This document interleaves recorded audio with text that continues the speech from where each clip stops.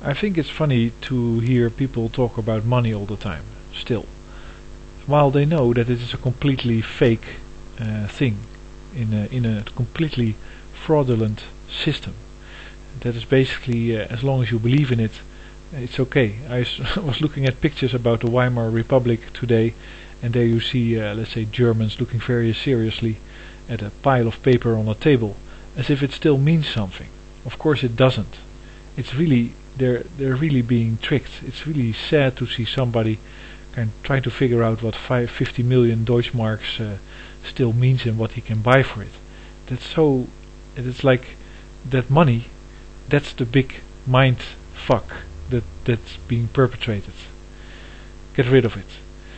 And also, it's not going to save anybody money. It's like if you're on Easter Island and you're the last living Easter Islander there, and a helicopter comes down and rains money on your head, or gold, hopefully not on your head, and silver, or diamonds for that matter. It won't save you because you'll still starve on that island. You won't have anything. What's needed, and also, so then if you look at what's really needed, then you have resources. Everybody knows how to worry about resources. Like Australia has a lot of resources, China has a lot of resources. It's gonna keep its gold in house. It's gonna keep its rare earth metals for the mobile phones in China and not distribute them over the world. And that's a big problem because now we cannot manufacture anymore. That's what everybody understands.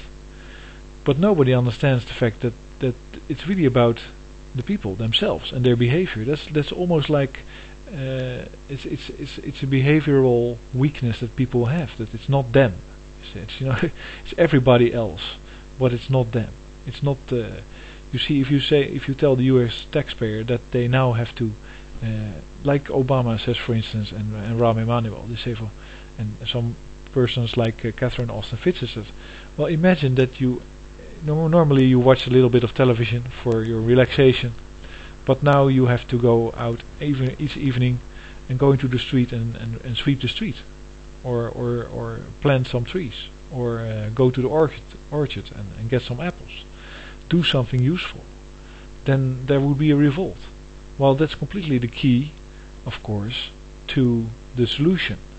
The solution to the whole problem of lost wealth due to the inability to, let's say, trick other people out of their possessions, like the US tricked the Chinese people out of their possessions with fake money that they sent overseas, is to start doing things yourself, is getting off your ass.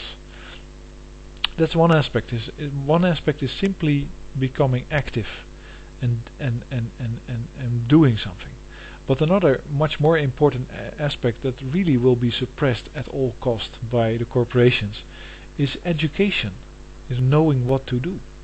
You see, if you educate people, if you really, let's say, and then of course that's a hard process because people are at a certain point, and especially in the United States, and it's a little bit of a, let's say, a little bit of a idée fixée of me, or I don't know,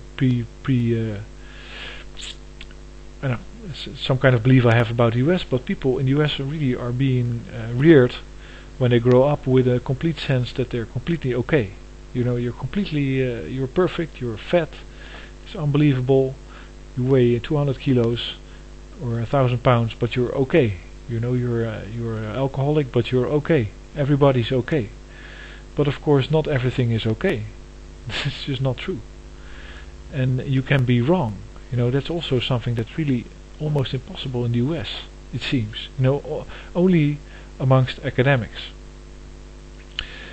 that can have a discussion, and then they can be right and wrong. And among politicians, there you can be right and wrong. But everywhere else, it's suddenly free speech. I can say whatever I want. I can believe that trees have minds, and that the earth is square, and all that nonsense.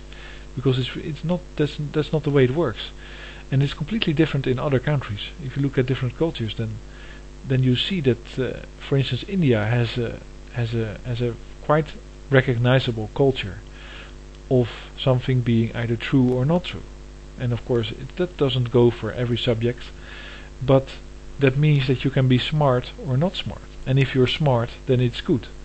I watched this clip of Penelope Cruz, or how you pronounce that. She was on David Letterman, and she was explaining that she did movies in English, in Spanish, in French, I guess in Portuguese and some other languages. But she quickly added, I don't want to sound arrogant because I know all these languages. That's not arrogant, that is fantastic. If you watch that, you should not think, that woman's so arrogant, she's mentioning she can speak English and French and German. You have to think, wow, so that's possible. People can speak English and German and French. Well, maybe I can do the same too. That's fantastic. That's a whole different mindset. Other countries work differently. In the US, it's forbidden to be smart.